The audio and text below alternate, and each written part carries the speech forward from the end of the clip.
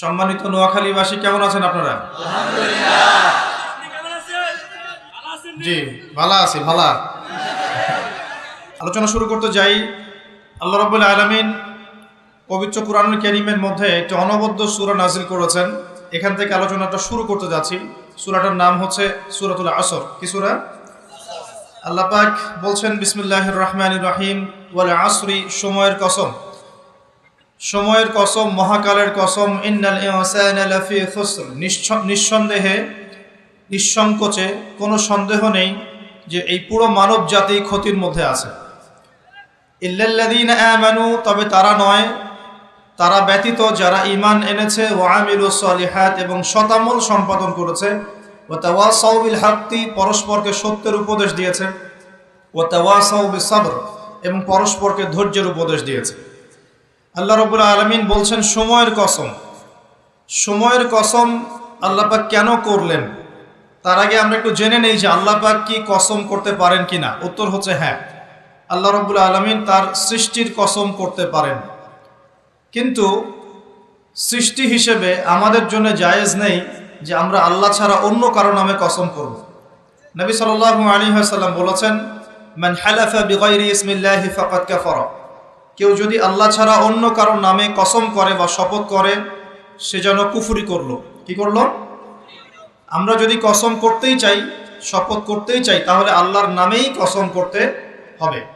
আর আল্লাহর নামে কসম করলে অবশ্যই কসম পূরণ করতে হবে, শপথ পূরণ করতে হবে। যদি পূরণ না করি কাফারা দিতে হবে, কমপক্ষে 3টা রোজা রাখতে হবে। আল্লাহ পাক তার সৃষ্টির নামে কসম করে থাকেন। যেমন আল্লাহ পাক বলেছেন ওয়া তিন ফলের কসম, ওয়া জাইতুন, জাইতুনের কসম। 3 ফল খেয়েছেন কখনো? জাইতুন ফল দেখেছেন? জাইতুনের তেল সম্পর্কেও হাদিসে আসছে এটা বরকতময় তেল। জাইতুনের তেল বরকতময়, এটাকে খেতে বলা হয়েছে, গায়ে ব্যবহার করতেও বলা হয়েছে। ওয়া তুরি সিনিন, আল্লাহ পাক তুর পাহাড়ের কসম করেছেন, সিনাই পর্বতের কসম করেছেন। ওয়া হাযাল বালাদিল আমিন, এই পবিত্র শহরের কসম বলতে আল্লাহ পাক মক্কার কসম করেছেন।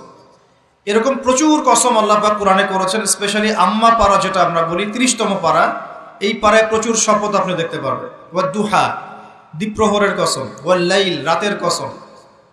ঠিক আছে? কোন কোন ক্ষেত্রে আল্লাহ পাক এই মহাবিশ্বের কসমও করছেন তারকার অবস্থান স্থলে। আল্লাহ পাক বলছেন ফালা উকসিমু বিমাওয়াকিন নুজুম ওয়া ইন্নাহু লাকাসামুল লাউ তা'লামুন আযীম। সূরা ওয়াকিয়ার শেষের দিকে আল্লাহ পাক নক্ষত্রগুলোর অবস্থান স্থলের কসম করেছেন। কোন কোন ক্ষেত্রে আল্লাহ পাক নিজেরও কসম করেছেন, ফালা ওয়া রাব্বিক, কখনো নয় তোমার রবের শপথ করে বলছি, তোমার রবের শপথ করে বলছি, মানে আল্লাহ পাক নিজেই নিজের কসম করছেন যে ফালা ওয়া রাব্বিকা, কখনো নয় তোমার রবের কসম করে বলছি, তারা মুমিন হতে পারবে না যতক্ষণ পর্যন্ত তোমাকে হে নবী মুহাম্মদ সাল্লাল্লাহু আলাইহি ওয়াসাল্লাম তাদের মধ্যে অমীমাংসিত বিষয়ে তোমাকে ফয়সালাকারী রূপে গ্রহণ না করছে। এখানে আল্লাহ পাক নিজের কসম করছে। আল্লাহ রাব্বুল আলামিন আল কোরআনে বহু কসম করেছেন, আর এটা প্রত্যেক বুদ্ধিমান শ্রোতাই বুঝে ফেলবেন। আল্লাহ পাক যখন যে বিষয়ের কসম করেন, নিঃসন্দেহে সেটা সবচেয়ে গুরুত্বপূর্ণ বিষয় হবে, তাই নয় কি? আল্লাহ পাক এখানে সময়ের কসম করছেন, মানে সময়টা আমাদের জীবনে খুবই ইম্পর্টেন্ট একটা জিনিস। সত্যি কথা বলতে আমাদের লাইফের সবচেয়ে ইম্পর্টেন্ট জিনিস হচ্ছে কি? টাইম বা সময়।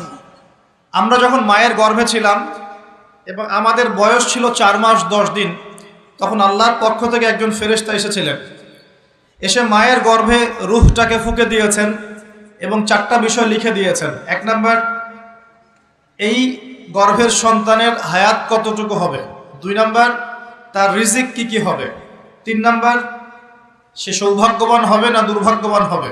4 নাম্বার, সে দুনিয়াতে কি কি আমল করবে। এই 4টা বিষয় লিখে দেওয়া হয়েছে। এর মধ্যে সবচেয়ে ইম্পর্টেন্ট বিষয় হচ্ছে হায়াত, সময়, সে কতদিন বাঁচবে। হায়াতের মধ্যে বরকত হয়, কিন্তু আল্লাহ পাকের নির্ধারিত হায়াত কিন্তু বাড়েও না কমেও না। আল্লাহ পাক যে সময় নির্ধারণ করেছেন, এই সময়টুকুই আমাদের দুনিয়ার হায়াত।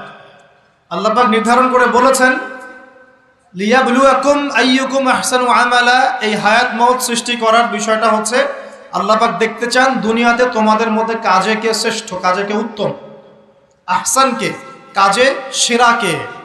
আল্লাহ পাক দেখতে চান না আমলের মধ্যে এভারেজকে, গতানুগতিককে। আল্লাহ পাক দেখতে চান আমলের শ্রেষ্ঠকে। কাবীর মানে বড়, আকবার মানে সবচেয়ে বড়, সগীর মানে ছোট, আসগর মানে আরো অনেক ছোট, হাসান মানে হচ্ছে ভালো, উত্তম, আহসান মানে সবচেয়ে ভালো, বেস্ট ওয়ান। আল্লাহ পাক দেখতে চান লিয়াবলুয়াকুম আইয়ুকুম আহসানু আমালা, তোমাদের মধ্যে দুনিয়াতে আমলে আহসানকে। আল্লাহ পাক এভারেজ মুসলিম দেখতে চান না, এক্সেপশনাল মুসলিম দেখতে চান। আমি কি বোঝাতে পারছি? এই জন্য আল্লাহ পাক হায়াত ও মৌত সৃষ্টি করেছেন এবং দুনিয়ার জীবনটা আমাদেরকে উপহার দিয়েছেন। আরেকটা উদ্দেশ্য হচ্ছে আল্লাহ পাক দেখতে চান এই কারাগারের জীবনে আমলের শ্রেষ্ঠকে এবং কে আল্লাহ পাকের বিধানগুলো মেনে চলে, এবং কারা কারা আল্লাহ পাকের জমিনের মধ্যে তার খেলাফতের দায়িত্ব পালন করে। আমরা কিন্তু আল্লাহর খলিফা। আমরা কি আল্লাহর খলিফা? আমাদের পিতাকে আল্লাহ পাক সৃষ্টি করেছিলেন পৃথিবীতে আল্লাহর খলিফা হিসেবে। আল্লাহর খলিফার কাজ কি? শুধু ইবাদত করাই খলিফার কাজ নয়। আল্লাহর খলিফার কাজ হচ্ছে আল্লাহ পাকের জমিনের মধ্যে ন্যায় বিচার প্রতিষ্ঠা করা, আল্লাহর বিধান প্রতিষ্ঠা করা। এটা আল্লাহর খলিফার কাজ। যদি পৃথিবীতে আমরা আল্লাহ পাকের বিধান প্রতিষ্ঠা না করে শয়তানের বিধান প্রতিষ্ঠা করি, তাহলে আমরা আল্লাহর খলিফা থাকবো না, শয়তানের খলিফা হয়ে যাব। আমি কি বুঝাতে পারছি? আল্লাহ পাক দুনিয়ার এই কারাগারের জীবনটাতে আমাদেরকে নির্ধারিত সময় দিয়েছেন, ওয়াল আসরির, সময়ের কসম। আরেকটা অর্থ এখান থেকে নেওয়া যায়, সেটা হলো আল্লাহ পাক সময়ের কসম করে আমাদেরকে মূলত অতীতকালের দিকে তাকাতে বলছেন। কোন দিকে? অতীতের দিকে। কোরআন খুললে আপনি দেখবেন, আমার সামনে যে কিতাব আছে আল্লাহ পাকের কিতাব আল কোরআনুল কারীম, এই কোরআনুল কারীমকে আপনি তিনটা ভাগে ভাগ করতে পারবেন। একটা অংশে গিয়ে দেখবেন এখানে আছে হুকুম আহকাম, কি করা যাবে কি করা যাবে না, কি করতে হবে কি করতে হবে না। দ্বিতীয় অংশে গিয়ে আপনি পাবেন আল্লাহ রাব্বুল আলামিনের তাওহীদ, তাওহীদ, রিসালাত, আখিরাত, এই বিষয়টা পাবেন। আল্লাহ এক, মুহাম্মদ সাল্লাল্লাহু আলাইহি ওয়াসাল্লাম শেষ নবী, এবং আখিরাত, এর পরের জীবন, এর ধাপগুলো, হিসাব নিকেশ, জান্নাত জাহান্নাম, এগুলো পাবেন। আরেকটা অংশে গিয়ে আপনি পাবেন ইতিহাস। কি পাবেন? ইতিহাস, পূর্ববর্তী নবীগণের ইতিকথা পাবেন। একদম আদম আলাইহিস সালাম থেকে শুরু করে শেষ নবী মুহাম্মদ সাল্লাল্লাহু আলাইহি ওয়াসাল্লাম পর্যন্ত পুরো হিস্ট্রি আপনি কোরআনে পাবেন ইনশাআল্লাহ। আল্লাহ পাক ওয়াল আসরি বলে আমাদেরকে একটু পিছনের দিকে তাকাতে বলছেন, একটা জিনিস লক্ষ্য করতে বলছেন। সেই জিনিসটা কি? সেই জিনিসটা হচ্ছে আল্লাহ পাক লক্ষ্য করতে বলছেন যে আদম আলাইহিস সালাম থেকে শুরু করে শেষ নবী পর্যন্ত, বলেন মুহাম্মদ রাসূলুল্লাহ সাল্লাল্লাহু আলাইহি ওয়াসাল্লাম পর্যন্ত, আল্লাহ পাকের একটা কমন সুন্নত দেখা যাচ্ছে। কমন সুন্নত, সাধারণ সুন্নত। কি সুন্নত? প্রত্যেক যুগে যুগেই যারা আল্লাহ পাকের বিধান মেনেছে, তার নবীর আনুগত্য করেছে, আল্লাহ পাক সেই মুমিন মুসলিম বান্দাদেরকে দুনিয়াতেও নাজাত দিয়েছেন, পরকালেও জান্নাত দিয়েছেন। ঠিক আছে কথা? আচ্ছা, আরেকটা সুন্নত হচ্ছে প্রত্যেক যুগে যুগে, আদম থেকে নিয়ে শুরু করে মুহাম্মদ সাল্লাল্লাহু আলাইহি ওয়াসাল্লাম পর্যন্ত, প্রত্যেক যুগে যুগেই যে বা যারাই আল্লাহর কথা শোনে নাই, আল্লাহর বিধান মানে নাই, তার নবীর আনুগত্য করে নাই, আল্লাহ পাক দুনিয়াতেও ধ্বংস করেছেন, আখিরাতেও ধ্বংস করেছেন। এই সুন্নতটা ইতিহাসে একদম কমন। আমি এক্সাম্পল দিয়ে বোঝাচ্ছি। নূহ আলাইহিস সালামের যুগে চলে যান, একটু খেয়াল করে দেখেন, 950 বছর দাওয়াত দেওয়ার পরে মাত্র 40টা বা 80টা পরিবার ইসলাম কবুল করেছে। আল্লাহ পাক এই সারা দুনিয়ায় সেই 80টা পরিবারকেই বাঁচিয়ে রাখলেন, নিষ্কৃতি দিলেন, উদ্ধার করলেন, বাকি সবাইকে ডুবিয়ে মেরে দিলেন। আল্লাহর সুন্নত। আল্লাহ পাকের কিছুই পরোয়া নাই। পরোয়া আছে? আচ্ছা, তারও একটু আগে যান, আদম আলাইহিস সালামের 2 ছেলে হাবিল এবং কাবিল, মনে আছে? কাবিলের কুরবানি কবুল হয় না, হাবিলেরটা কবুল হয়। তো এখানে হিংসা, এখানে কি হিংসা, পরশ্রী কাতরতা। তারটা কেন কবুল হয়, আমারটা কেন হয় না? এই হিংসার বশবর্তী হয়ে এক পর্যায়ে কাবিল হাবিলকে হত্যাই করে ফেলল, এবং সেই হত্যাকাণ্ডের সাক্ষী ছিল একটা পাখি, তার নাম কি? কাক। কাক, হ্যাঁ।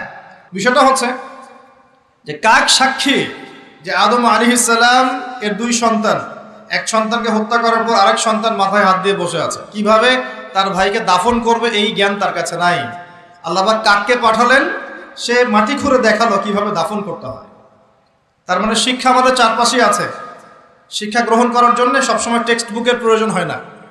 শিক্ষা গ্রহণ করার জন্য সবসময় টেক্সট বুকের প্রয়োজন হয় না। এই ডারউইনের মতবাদের প্রয়োজন হয় না। শিক্ষা গ্রহণ করার জন্য একটু দূরদর্শিতাই যথেষ্ট। বহু মানুষ এই পৃথিবীতে বেঁচে আছেন যাদের অক্ষর জ্ঞান নাই, লিটারাল জ্ঞান নাই, কিন্তু তারা অনেক বেশি অভিজ্ঞতা সম্পন্ন আছেন না? আচ্ছা, এমনকি আমাদের প্রিয় নবী মুহাম্মদ রাসূলুল্লাহ সাল্লাল্লাহু আলাইহি ওয়াসাল্লাম কিন্তু এই আক্ষরিক জ্ঞান আলিফ বা তা সা এগুলো লিখতে পড়তে জানতেন না। এটা কি আপনারা জানেন? আল্লাহ পাক তাকেই শেষ নবী করেছেন এবং আমরা তাকে বলি তিনি উম্মি। উম্মি মানে হচ্ছে অক্ষর জ্ঞানহীন। কিন্তু এই পৃথিবীর সবচাইতে জ্ঞানী মানুষ, ইতিহাসের শুরু থেকে শেষ পর্যন্ত সবচাইতে জ্ঞানী মানুষ হচ্ছেন মুহাম্মদ রাসূলুল্লাহ সাল্লাল্লাহু আলাইহি ওয়াসাল্লাম। অক্ষর জ্ঞানী সবকিছু নয়। সিগনেচার করতে পারলেই এই আপনার একটা জাতি জ্ঞানী হয় না। সাক্ষরতার হার বাড়লেই একটা জাতি জ্ঞানী হয় না। একটা জাতি জ্ঞানী হয় তখন যখন তার ভিতরে আধ্যাত্মিক পরিবর্তন আসে, যখন তার ভিতরে মানবিক গুণগুলো ইনস্টল হয়, যখন সে মানবতার কল্যাণে কাজ করতে পারে, যখন সে খারাপ পথে যায় না, ন্যায়ের পথে থাকে, অন্যায়ের পথে যায় না, তখন সে ভালো হয়। অক্ষর জ্ঞান সব কিছু নয়। আর আমরা এখন পাশের হারটাকে বেশি ফোকাস করি। কত পার্সেন্ট পাশের হার, কত পার্সেন্ট শিক্ষিত, এটা বড় কথা নয়, কত পার্সেন্ট পাশের হার। পাশের হার সব কিছু নয়।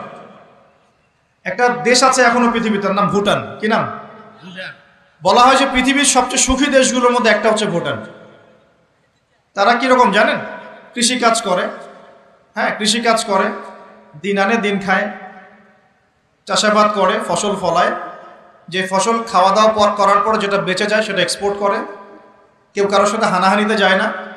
হ্যাঁ, ছোট ছোট ছোট পরিবার বিভক্ত, গোত্রীয়, সেখানে গোত্রীয় বিভাগ আছে, কিছু পলিটিশিয়ানরাও আছেন, কিন্তু কারোর সাথে কোনো হানাহানি কাটাকাটি এইসবে নাই তারা। পৃথিবীর সবচেয়ে সুখী দেশগুলোর তালিকায় ভুটানকে বলা হয় একটা দেশ। শিক্ষা নিলেন কাবিল কার কাছ থেকে? কাকের কাছ থেকে। এখানে একটা হাদিস মনে পড়ে যায়, শেয়ার করি। নবী সাল্লাল্লাহু আলাইহি ওয়াসাল্লাম বলেছেন, এই পৃথিবীতে প্রথম হত্যাকাণ্ড সংগঠিত করেছিল কাবিল। এজন্যই এই পৃথিবীতে যত মানুষকে অন্যায়ভাবে হত্যা করা হবে, বিনা কারণে অন্যায়ভাবে হত্যা করা হবে, এই সমস্ত খুনের যে পাপ, এই পাপের একটা অংশ কাবিলের আমল নামায় যুক্ত করা হবে। বলি নাউজুবিল্লাহ। সদকায়ে জারিয়া যেমন আছে, আরেকটা টার্ম আছে, সেটা হলো গোনাহে জারিয়া। এটা কি? একটা মাদক দ্রব্যের বার খুলেছেন, আপনি মারা যাওয়ার পরেও যদি মানুষ মাদক খেতে থাকে, কবরে শুয়ে শুয়ে গোনা পাবেন ইনশাআল্লাহ। একটা গান গেয়েছেন যেখানে আজে বাজে মিউজিক আছে, বা আজে বাজে শিরকি কথা আছে, কুফরি কথা আছে, মানুষকে আপনার আল্লাহ থেকে দূরে সরাচ্ছে।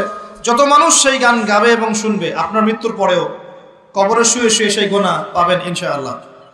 একজন মানুষ সিনেমা হল করেছে এবং সেখানে নগ্ন ছবি প্রদর্শন করা হয়। এখনকার বেশিরভাগ সিনেমাতেই নগ্ন ছবি দেখানো হয়, কারণ এখন অনলাইনে ঢুকলেই মনে হয় এই জগৎ সমান সমান যৌনতা, মানে এই পৃথিবীটাই মানে যৌনতা, সবখানেই যৌনতা। এমনকি একটা স্যান্ডো গেঞ্জি কিনতে যাবেন, সেখানেও দেখবেন একটা নগ্ন মেয়ের ছবি দিয়ে রেখে দিয়েছে, সব যৌনতা। তো এই যে সিনেমা হলটা করেছেন, যত মানুষ এখানে সিনেমা দেখবে, যদি আপনি মারাও যান, যত মানুষ সিনেমা দেখতে থাকবে, এই গোনার একটা অংশ আপনার কবরে অটোমেটিক ট্রান্সফার হতে থাকবে ইনশাআল্লাহ।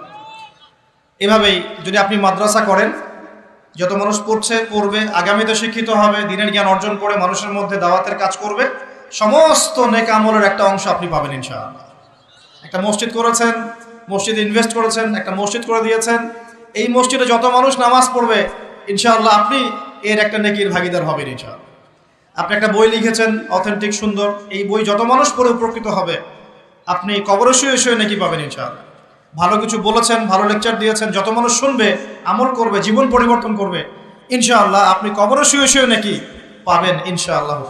এটা সবচেয়ে সেরা ইনভেস্ট, সবচেয়ে সেরা ব্যবসা। আল্লাহ পাক আমাদেরকে এই ধরনের ব্যবসা বেশি বেশি করার তৌফিক দান করুন। এখানে একটা প্রশ্ন আসবে যে হাবিলকে কেন কাবিল হত্যা করলো? উত্তর হচ্ছে হিংসা। উত্তরটা কি? এই কাবিলের সুন্নত কিন্তু 1400 বছর না, 1400 বছর তো নবীর যুগই চলে গেছে। আসলে এই লক্ষ লক্ষ বছরের পরেও কাবিলের এই সুন্নত কিন্তু শেষ হয়ে যায় নাই। এখনো কিন্তু হাবিল কাবিলের সুন্নত সমাজে আছে। যখনই দেখা যাবে যে কেউ কোনো ভালো কাজ করছে, ভালো কিছু হচ্ছে, তখন এক শ্রেণীর কাবিল অটোমেটিক বের হয়ে যাবে, যারা এই হাবিলের পিছনে লেগে যাবে। কথা ঠিক কিনা? প্রতিটা সেকশন এটা আছে। যদি পলিটিক্যাল ক্ষেত্রে একজন পলিটিশিয়ান ভালো কাজ করা শুরু করে, কিছু কাবিল বের হয়ে তার বিরোধিতা করা শুরু করবে, দেখবেন। সমাজের ক্ষেত্রে কিছু ভালো নেতা যদি বের হয়, তারা ভালো কাজ করছে মানব সেবামূলক, কিছু বের হবে কাবিল, যারা এর পিছনে লেগে থাকবে। ধর্মীয় ক্ষেত্রেও দেখবেন যদি ভালো কিছু আলেম, ওয়াইজ, ভালো মুফাসসির, আপনার লেখক বা ভালো কিছু বের হয়, ভালো কোনো পার্সন বের হয় যারা দিনের জন্য কাজ করছেন, উম্মার জন্য কাজ করছেন, এক শ্রেণীর কাবিল অটোমেটিক বের হয়ে যাবে, যাদের কাজই হবে 24 ঘন্টা তার পিছনে লেগে থাকে। কিন্তু এতে করে ফায়দা কি? এতে করে কাবিলদের কোনো ফায়দা নেই, এতে করে হাবিলের ফায়দা আছে। কিরকম ফায়দা? হাবিল কি বলছিল? হাবিল বলছে যে তুমি যদি আমাকে মারার জন্য হাত প্রশস্ত করো, আয়াতটা পড়ে দেখেন, সূরা মাইদার মধ্যে আছে, শুরুর দিকেই আছে, তুমি যদি আমাকে হত্যা করার জন্য হাত প্রশস্ত করো, আমি কখনো তোমাকে হত্যা করার জন্য হাত বাড়াবো না। এটা হাবিলের কথা। কত উচ্চ লেভেলের শিক্ষা তার পিতামাতা তাকে দিয়েছেন, কত উঁচু লেভেলের শিক্ষা আদম আলাইহিস সালাম এবং হাওয়া আলাইহিস সালাম তাকে দিয়েছেন, কত উচ্চ মানের তাকওয়া তার মধ্যে ছিল। সে বলছে তুমি যদি হাত বাড়াও আমাকে মারার জন্য, হে কাবিল, আমি তোমাকে হত্যা করার জন্য আমার হাত বাড়াবো না, বরং আমি ভয় করছি আমাকে হত্যা করলে তুমি আমার এবং তোমার সমস্ত গোনা নিয়ে কিয়ামতের মাঠে উঠবে এবং তুমি শয়তানের অন্তর্ভুক্ত হয়ে যাবে। তাহলে কাবিল কি শেষমেশ এই দলে পড়ে নাই? এই দলেই পড়েছে। আল্লাহ পাক আমরা সবাইকে হাবিল হওয়ার তৌফিক দান করুন, আর দৃশ্য অদৃশ্যের কাবিলদের থেকে আল্লাহ পাক হেফাজত করুন বলে আমি। এখানেও একটা সুন্নত আল্লাহ পাকে দেখেন, সময়ের কসম, খেয়াল করেন যে ওই সময়েও আল্লাহ পাক হাবিলকে রক্ষা করেছেন, পরকালে জান্নাত দিয়েছেন। কাবিল কিন্তু জান্নাতে যাচ্ছে না, তার ঘাড়ের মধ্যে নিজের ভাইয়ের হত্যার অপরাধ আছে। নবী পরিবারের সন্তান হওয়া সত্ত্বেও তার পরিণতি কিন্তু ভালো হলো না। খেয়াল করেছেন কি? আচ্ছা, এবার সামনে যান। নূহ আলাইহিস সালামের জীবন তো দেখলেন। এই 80টা পরিবারকে আল্লাহ পাক হেফাজত করলেন, বাকি সবাইকে ডুবিয়ে মারলেন। আমরা যারা এখন পৃথিবীতে বেঁচে আছি, এই 800 কোটি বা 1000 কোটি মানুষ, কোনো না কোনোভাবে কিন্তু আমরা সবাই এই 80টা পরিবারেরই সন্তান। কথা বুঝতে পারছেন না মনে হয়? এই যে বিশ্ব ভ্রাতৃত্বের কথা বলি না আমরা, এই বিশ্ব ভ্রাতৃত্বের কথা তো পশ্চিমারা বলে মানুষকে দেখানোর জন্য, কথার কথা বলে। সত্যিকারের বিশ্ব ভ্রাতৃত্ব শিখতে হলে কোরআন পড়তে হবে। সত্যিকারের বিশ্ব ভ্রাতৃত্ব শিখতে হলে কোরআন পড়তে হবে। কোরআন বলছে এই যে পরিবারগুলোকে আল্লাহ পাক বাঁচিয়েছেন, জুদি উপত্যকায় এই নৌকা গিয়ে ঠেকেছে, ওই নৌকায় যারা ছিলেন তাদেরকে দিয়ে পরবর্তীতে পৃথিবী আবাদ করা হয়েছে। নূহ আলাইহিস সালামের 4 সন্তান ছিলেন। কয় সন্তান? একজন হচ্ছে শাম। কি নাম? শাম। এই শাম এর বংশধর হচ্ছে এই যে মিডল ইস্টের মানুষরা, মধ্যপ্রাচ্যের যে মানুষরা আছে, এরা শামের বংশধর। এক ছেলের নাম হাম। হাম ছিল কালো বর্ণের, মানে ব্ল্যাক স্কিন। এই হামের বংশধর হচ্ছে আফ্রিকান কন্টিনেন্টে যে মানুষগুলো আছে, আফ্রিকান কন্টিনেন্ট, এই যে কালো কালো মানুষগুলো, তারা কিন্তু হামের বংশধর। একজন হচ্ছে ইয়াফাস। ইয়াফাস হচ্ছে ওই ইউরোপিয়ান যারা, এরা হচ্ছে ইয়াফাসের বংশধর, সাদা চামড়া। আর একজন সন্তান ছিল, তার নাম সম্ভবত কেনান। এই সন্তান নৌকায় ওঠে নাই। সে বলেছিল, তার বাবা তাকে ডাকছিল, নৌকায় আসো, আল্লাহর আযাব থেকে আজকে কেউ বাঁচাতে পারবে না। সে বলছে যে আমি পাহাড়ে উঠে যাব, পাহাড় আমাকে সেভ করবে। নবী পরিবারের সন্তান হওয়ার পরেও এই কেনান পানিতে ডুবে মারা গেল। আল্লাহ পাক তাকে বললেন, হে নূহ, লাইসা মিন আহলিক, সে তোমার পরিবারের কেউ না। নূহ আলাইহিস সালাম বলছেন, আল্লাহ, সে আমার সন্তান, তাকে মাফ করে দাও। আর আল্লাহ পাক বলছেন, লাইসা মিন আহলিক, সে তোমার পরিবারের কেউ না। মানে আল্লাহর হুকুম আহকাম না মেনে চললে নবী পরিবারের সন্তান হয়েও কেউ আল্লাহর গজব থেকে বাঁচতে পারবে না। আর আমরা তো কিছুই না, আমরা কিছু। তা আমাদের অহংকার শোভা পায়, আমি অমুক আলেমের সন্তান, অমুক মুহাদ্দিসের সন্তান, অমুক বক্তার সন্তান, হ্যাঁ, অমুক পলিটিশিয়ানের সন্তান, অমুক রাষ্ট্রনেতার সন্তান। এইসব জাতি, বর্ণ, গোত্র, এগুলো আল্লাহর আযাব থেকে বাঁচাতে পারবে না যদি কোরআন সুন্নাহ ফলো না করে চলে। এটা মূল কথা। আরো সামনে যান। এবার ইব্রাহিম আলাইহিস সালামের যুগটা আপনাকে দেখাই, ওই যুগের সময়টা দেখেন, বলে আসরি। ওইখানে আল্লাহ রাব্বুল আলামিন ইব্রাহিম আলাইহিস সালাম এবং তার অল্প সংখ্যক অনুসারীকে উদ্ধার করেছেন, বাঁচিয়েছেন। নমরুদের এই বিশাল রাজত্ব আল্লাহ পাক ধসিয়ে দিয়েছেন, কি দেন নাই? আল্লাহর সুন্নত পরিবর্তন হয়েছে? হয়। আল্লাহ পাক ইব্রাহিম আলাইহিস সালামকে আগুনের পরীক্ষা থেকেও বাঁচিয়েছেন, আর নমরুদকে সামান্য মশা দিয়েই মেরে ফেলেছে। আল্লাহর সুন্নত কোনো পরিবর্তন হয়নি। নবী মূসা আলাইহিস সালামের যুগে যান, ফেরাউনের বিশাল বাহিনী, এখনকার এই রাশিয়ান বা ন্যাটো বা ইউরোপিয়ান কন্টিনেন্টে যত আছে, এই সবগুলোকে একত্রিত করলেও মনে হয় ফেরাউনের বাহিনীর মতো হবে না। এই পুরো বাহিনীটাকে মনে হয় 1 ঘন্টার মধ্যেই আল্লাহ পাক লোহিত সাগরে ডুবিয়ে মেরে দিলেন। একদিনের মধ্যেই, আল্লাহ পাকের কোনো পরোয়া নাই। আর বনু ইসরাইল আর মূসা আলাইহিস সালামকে আল্লাহ পাক উদ্ধার করলেন। আল্লাহ পাকের সুন্নত এটাই, যুগে যুগে বলে আসরি একই সুন্নত। আজ জাতির কথা দেখেন, বিশাল আকার দেহের মানুষ ছিল, একদম তাল গাছের সমান সমান লম্বা। তারা একটা কথা বলতো, মান আশাদ্দু মিন্না কুওয়া, আমাদের যে শক্তিশালী কে আছে, তারা বলতো এই কথা। আল্লাহ পাক ওদেরকে 6 দিন 7 রাতের মধ্যেই এই বাতাসের তীব্র বেগে উপড়িয়ে দিলেন, খেজুর গাছের কাণ্ডের মতো ঘরের সামনে পড়ে থাকলো। কেউ বাঁচাতে পারলো না। বাঁচাতে পারলো? পরের জেনারেশন আসলো সামুদ জাতি, তাদের নবীর নাম কি? সালেহ আলাইহিস সালাম। সালেহ আলাইহিস সালাম দাওয়াত দিলেন, তারা দাওয়াত কবুল করলো না। আল্লাহ পাক সালেহ আলাইহিস সালাম এবং তার সাথীদেরকে বাঁচালেন সামুদ জাতিকে বজ্রপাত, বিদ্যুৎ চমকায় না বিদ্যুৎ, এই বিদ্যুৎ দিয়ে পুরো সামুদ জাতিকে আল্লাহ পাক ধ্বংস করলেন। কিভাবে ধ্বংস করলেন জানেন? একবার খালি একটা শব্দ হয়েছে, বিকট এক শব্দেই শেষ। একটা বিকট শব্দ, ব্যাস এক শব্দে সবার জান চলে গেছে, জান কবজ হয়ে গেছে এক শব্দের মধ্যে। সামুদ জাতি শেষ। একটা জাতির নাম ছিল মাদিয়ান, কওমে মাদিয়ান। এই জাতির নবী ছিলেন শুআইব আলাইহিস সালাম। এই জাতির পাপ ছিল, তারা মাপে কম দিত। কি করতো? আজকে যারা ব্যবসা করে মাপে কম দেন, সতর্ক হয়ে যাবেন। একটা জাতির উপর দুর্ভিক্ষ নেমে আসে তখন, যখন ওই জাতি মাপে কম দেয়।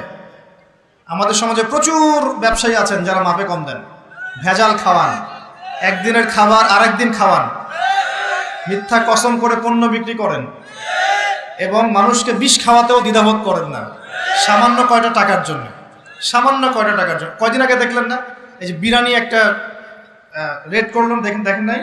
ওই যে 2 গ্লাস খাওয়াচ্ছে, খান আপনারা খান, ওরা খাবে না, ওরা খাচ্ছে না। এরকম ব্যবসায়ীর সংখ্যা কি কম না বেশি? সবখানেই প্রতারণা। আমি এদিকে আসছি পরে ইনশাআল্লাহ। মানে শেষ জামানার সবচেয়ে বড় সমস্যাগুলোর মধ্যে একটা হচ্ছে বিশ্বাসহীনতা, প্রতারণা।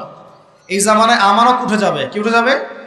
আমানত উঠে যাবে। আমানতদার ব্যক্তি খুঁজে পাওয়া যাবে না। নবীজি বলছেন ফোসকার মতো মনে হবে, ফোসকার মতো।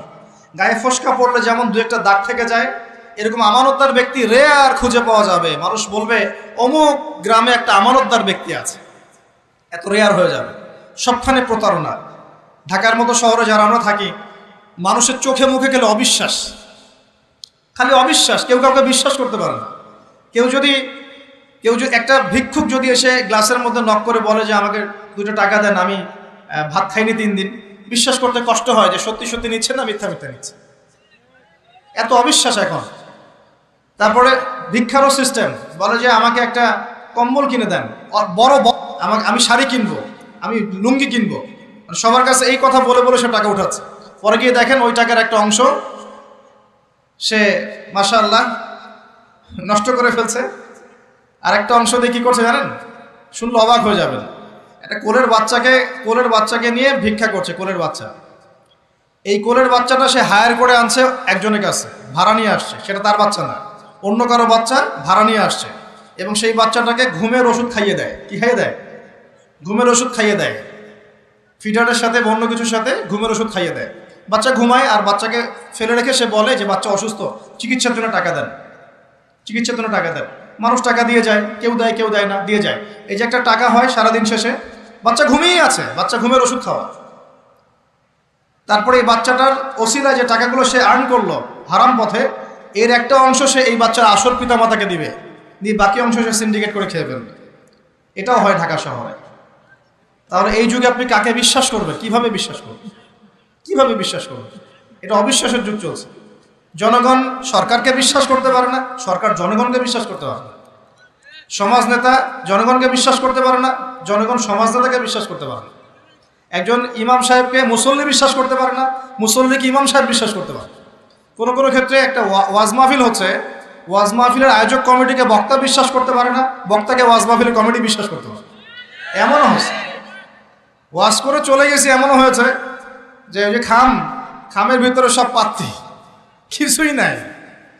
তো এরকমও যে হইতে পারে সেটা তো কল্পনা ছিল না। আসেন হুজুর দেখা যাবে, আসার পরে আর দেখার নাম নাই। কোনো কোনো মাহফিল হচ্ছে এমন, মাহফিল সে নেমে গাড়িতে ওঠার পর মাহফিল কমিটির ফোন নাই, বন্ধ, কিভাবে বাসায় যাবো কোনো ফিকির নাই। তো প্রত্যেকটা ক্ষেত্রে প্রতারণা, প্রতিটা সেক্টরে, উপর থেকে নিচ সব জায়গায় প্রতারণা। এই যুগে আপনি আবার একটা মেয়েকে ভালোবাসতে চাচ্ছেন, ভাবছেন যে সে আপনার বিশ্বাস রক্ষা করবে, এখানেও প্রতারণা। দাঁড়ান দাঁড়ান, আমি কন্টেন্ট হারিয়ে ফেলবো। ছেলেকে বাবা বিশ্বাস করতে পারছে না, বাবাকে ছেলে বিশ্বাস করতে পারছে না। দেখেন, সন্তানের জন্যে সম্পত্তির জন্যে ছেলে বাবাকে হত্যাও করেছে এই যুগে ঘটনা। সম্পত্তির জন্য ছেলে মাকে হত্যা করেছে। আমি উত্তরবঙ্গের একটা ঘটনা জানি, মাকে জবাই করে দিয়েছে সন্তান সম্পত্তির জন্য। স্বামী স্ত্রীকে বিশ্বাস করতে পারে না, স্ত্রীকে স্বামী বিশ্বাস করতে পারে। হ্যাঁ, তো এই জামানার সবচেয়ে বড় সমস্যা হচ্ছে এই জামানা থেকে বিশ্বাস উঠে গেছে, কেউ কাউকে বিশ্বাস করতে পারে না। খেয়াল করে দেখবেন, ইভেন বাজারে যাচ্ছেন, বাজারে গেলে কেনাকাটা করছেন, একটা অবিশ্বাস সবার চোখে মুখে, না জানে ও আমাকে ঠকায় দেয় কিনা। কেউ যদি ভালো মতো এসে এক কাপ চাও অফার করে, ভাই আসেন চা খাই এক কাপ, বিশ্বাস করতে কষ্ট হবে, না জানি চায়ের সাথে হবে কি খাওয়ায় দেয়। সব ক্ষেত্রে, প্রতিটা ক্ষেত্রেই একই অবস্থা। দেখেন, ওই সমাজে ওই মাদিয়ান কওমের মধ্যে এই অবিশ্বাস ছিল, প্রতারণা ছিল, আর মানুষকে তারা মাপে কম দিয়ে ঠকাতো। যে সুন্নত এখন চলছে, এখনো সে কোরআন আল্লাহ পাক কেন নাজিল করছেন, কেন এত ইতিহাস বলছেন? কারণ শেষ জামানার এই উম্মতে মুহাম্মাদি সাল্লাল্লাহু আলাইহি ওয়াসাল্লামের মধ্যে এই সমস্ত সমস্যাগুলো আবার নতুন করে দেখা দিবে। এই কারণেই তো আল্লাহ পাক আমাদেরকে জানাচ্ছেন, আগে এটা হয়েছে, আগে এটা হয়েছে, আগে এটা হয়েছে, সতর্ক থাক। কেন কোরআনে বারবার মূসা আর ফেরাউনের কথা আসছে? 136 বার আছে নবী মূসা আলাইহিস সালামের কথা ফেরাউনের সাথে। এতবার কেন, যেখানে আমাদের নবীজির নাম মাত্র 4 বার? কেন এতবার? কারণ শেষ জামানায় উম্মতে মুহাম্মাদের সময়ে মূসা এবং ফেরাউনের সময় যা যা হয়েছিল এগুলোর পুনরাবৃত্তি হবে আবার। আল্লাহ পাক সচেতন থাকতে বলছে। এই যুগেও কি নতুন করে ফেরাউনরা বের হয়ে আসে নাই? ফেরাউন এবং তার দলবল বানু ইসরাইলের উপরে যা করেছিল, এখন ইহুদিরা সেই মুসলিমদের উপর তাই করছে না? একই জিনিস ঘুরে ফিরে আসছে। এই কারণে আল্লাহ পাক আমাদেরকে সতর্ক থাকতে বলছেন, বারবার কোরআন এগুলো রিপিট করছেন। ইতিহাস কেন ব্যাখ্যা করছেন আল্লাহ পাক? বলে আসরি, সময়ের কসম, সময়কে মূল্যায়ন করেন, সময়ের পিছনের দিকে তাকিয়ে দেখেন সময় কত সময় চলে আসছে। এই কমে মাদিয়ান মাপে কম দিত। আমরা যারা ব্যবসা করি, আল্লাহর ওয়াস্তে মাপে কম দিবেন না। একজন সৎ ব্যবসায়ী, আমি দুটো হাদিস শোনাই, আমি তাদেরকে ভালোবেসেই বলছি, ব্যবসায়ীদেরকে আমি ভালোবাসি, কারণ তার অন্ততপক্ষে সুদের মধ্যে যাচ্ছেন না। এখন ব্যবসা করে আপনি যদি হালাল ধরে রাখতে না পারেন, তাহলে ব্যবসাটা বৃথা হচ্ছে। আল্লাহ পাক বলেছেন আহাল্লাহুল বাই'a ওয়া হাররামা রিবা, আল্লাহ পাক ব্যবসাকে হালাল করেছেন, সুদকে হারাম করেছেন। আপনি সুদ খাচ্ছেন না, ব্যবসা করছেন, আলহামদুলিল্লাহ। কিন্তু যদি আপনি মাপে কম দেন, মিথ্যা কসম করে পণ্য বিক্রি করেন, সিন্ডিকেট করেন, মাল ইচ্ছা করে মজুদ করে পরে দাম বাড়িয়ে দেন, এই যে 2 নম্বরে যদি করেন, আমানতের খেয়ানত করেন, তাহলে আপনাদের এই পাপের কারণে পুরো জাতির উপর দুর্ভিক্ষ নেমে আসবে, এটা হাদিস। আর যদি আপনি সৎ ব্যবসায়ী হতে পারেন, নবী সাল্লাল্লাহু আলাইহি ওয়াসাল্লাম বলেছেন, নবীদের সাথে, শহীদদের সাথে আপনার হাসর হবে ইনশাআল্লাহ। একজন সৎ ব্যবসায়ী নবীগণ শহীদগণের সাথে ইনশাআল্লাহ তাআলা কিয়ামতের মাঠে হাসর করবে ইনশাআল্লাহ। আমরা কি এটা চাই না? আর এক শ্রেণীর মানুষকে আমি ভালোবাসি, তারা হচ্ছেন পলিটিশিয়ান। কেন ভালোবাসি? কারণ তারা অ্যাটলিস্ট কাপুরুষতার পরিচয় না দিয়ে নিজের কাঁধে দায়িত্ব নিয়ে সমাজ সংস্কার করার চেষ্টা করছে। আমাদের সমাজে 2 ধরনের মানুষ আছে। এক, যারা খালি সমালোচনা করতে পারে, ভালো মন্দ কমেন্ট করতে পারে। আর এক শ্রেণীর মানুষ চ্যালেঞ্জ গ্রহণ করতে পারে, যে আমি চ্যালেঞ্জ নিয়ে এটাকে পরিবর্তন করব। এই 2 শ্রেণীর মানুষ পাবেন আপনি। এক, কোনো কাজের না, সারাদিন কমেন্ট করতে পারে, এটা ভালো না, এটা ভালো, এটা খারাপ, এটা এই, এটা সেই, এটা করতে হবে, ওইটা, মানে এদেরকে আমি নাম দিয়েছি করতে হবে গ্রুপ অফ ইন্ডাস্ট্রিজ। মানে করতে হবে, এটা করতে হবে, ওইটা করতে হবে, এটা করা উচিত, ওইটা করা উচিত। খুবই বুদ্ধিদীপ্ত মানুষেরা, কিন্তু কাপুরুষ। কারণ নিজেরা চ্যালেঞ্জ গ্রহণ করে এটা বিপদ ফেস করে সামনে যেতে পারে। আলেমদের ভুল ধরছেন, আপনি নিজে আলেম হচ্ছেন না কেন? আলেমদের অনেকের ভুল ধরছে, তা আপনি পড়াশোনা করে আলেম কেন হচ্ছেন না? সমাজ পরিচালনাকারীদের ভুল ধরছেন, সমালোচনা করছেন, তা আপনি সমাজ চালাচ্ছেন না কেন? রিস্ক নিচ্ছেন না কেন? দাঁড়ান, আসেন এখানে। আপনি পলিটিশিয়ানদের সমালোচনা করছেন, তাহলে আপনি পলিটিশিয়ান কেন হচ্ছেন না? আপনি ইকোনমিক সেকশনের মানুষদের সমালোচনা করছেন, আপনি কেন দায়িত্ব নিচ্ছেন না? কেন যোগ্যতা অর্জন করে, ঝুঁকি নিয়ে, চ্যালেঞ্জ গ্রহণ করে সমাজ পরিবর্তন করার রিস্ক নিচ্ছেন না কেন? তাহলে 2 শ্রেণীর মানুষ পাওয়া যায়। কিছু মানুষ শুধু কথাই বলতে পারে, আর কিছু মানুষ কাজ করে দেখায়। তো অ্যাটলিস্ট তারা কাজ করে দেখানোর জন্যে বা মানুষের ভালো করার স্বার্থে তারা একটা দায়িত্ব কাঁধে নিয়েছেন। হয়তো দায়িত্বের যে ইসলামাইজেশন বা ইসলামিক দায়িত্ববোধ, এটা তাদেরকে হয়তো বোঝানো যাচ্ছে না, এটা সমস্যা। কিন্তু যদি এই দায়িত্বটাকে ইসলামাইজড করে পালন করা যায়, সমাজের কল্যাণ না কল্যাণ?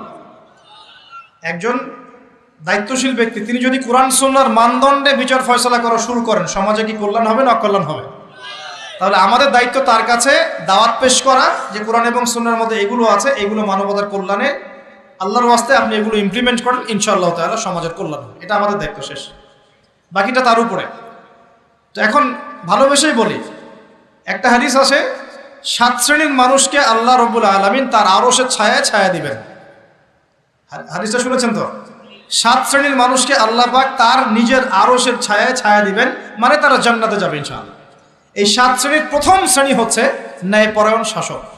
ন্যায়পরায়ণ শাসক, যাদেরকে আল্লাহ পাক শাসন ক্ষমতা দিয়েছেন, তারা যদি সমাজে ন্যায় বিচার প্রতিষ্ঠা করে, ইনশাআল্লাহ তারা আরশের ছায়া ছায়া পাবে। অতএব সব জায়গা থেকেই দিনের খেদমতে কাজ করার সুযোগ আছে কি নাই? আল্লাহ পাক আমাদের সবাইকে দিনের জন্য কাজ করার তৌফিক দান করুন।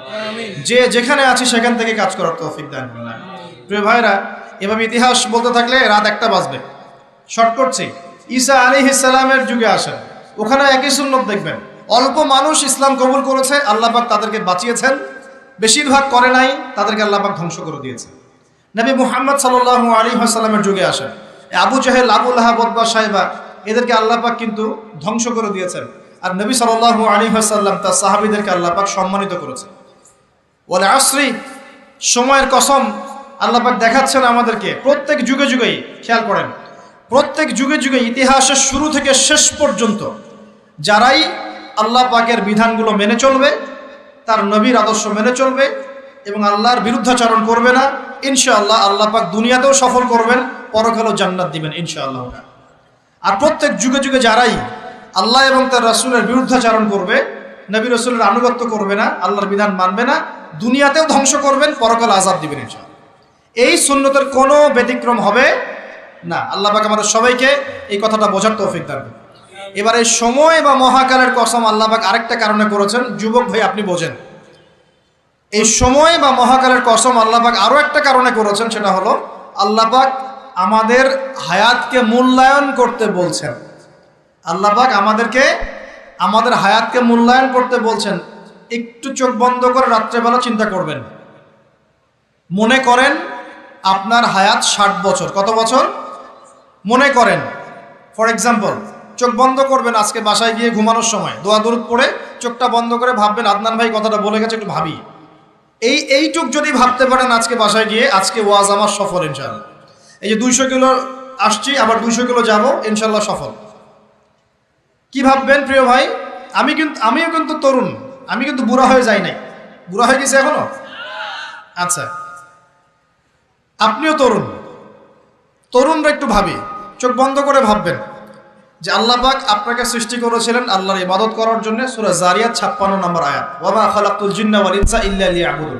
1 2 আল্লাহ পাক আপনাকে সৃষ্টি করেছিলেন যাতে করে আল্লাহর দিনটাকে আপনি আল্লাহর জমিনে প্রচার করেন, প্রসার করেন, প্রতিষ্ঠা লাভ করেন। এই দুইটা আপনার কাজ ছিল।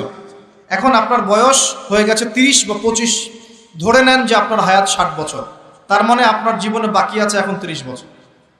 এই যে 30 বছর আপনি নষ্ট করেছেন বা চলে গেছে, চোখ বন্ধ করে চিন্তা করবেন এই 30 বছরে কত ওয়াক্ত নামাজ পড়েছেন, কতদিন রোজা রেখেছেন, এই 30 বছরে 30টা আয়াত আপনি পড়েছেন কিনা, এই 30 বছরে 30টা সূরা আপনি শিখেছেন কিনা, 30 বছরে আপনি 30টা ইসলামিক বই পড়েছেন কিনা, আপনি নবীর 30টা হাদিস পড়েছেন কিনা, 30 দিন জামাতের সাথে নামাজ পড়েছেন কিনা, 30 দিন দিনের দাওয়াত দিয়েছেন কিনা, 30টা দিন দান সদকা করেছেন কিনা।